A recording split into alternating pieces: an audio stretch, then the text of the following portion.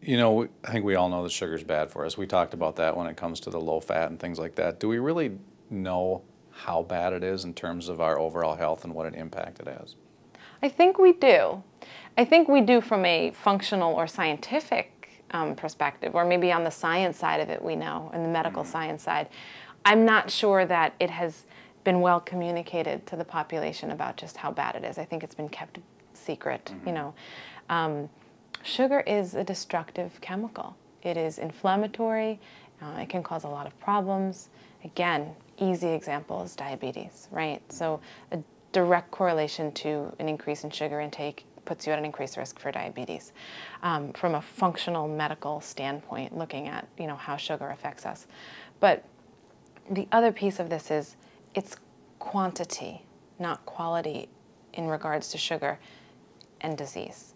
You can get sugar from fruit, and that's a fantastic sugar, and it's a quality sugar, but too much of anything is no good, right? So if you ate excessive amounts of fruit and didn't balance that with proteins and other nutrients, you're still going to have too much sugar, and it's still going to be a problem in your body.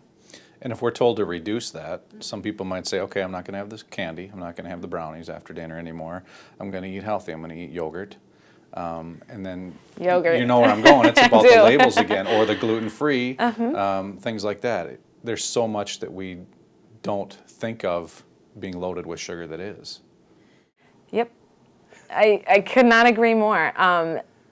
Well, first of all, as medical professionals, we should be teaching our clients and our patients how to read a food label.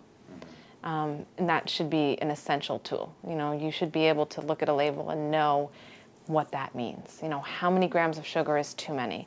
And we should just learn ways to reduce our sugars. I mean, I probably stress that as much as vegetables in my practice, is we've got to decrease the sugar and we've got to increase the vegetable and, you know, the vegetable fibers.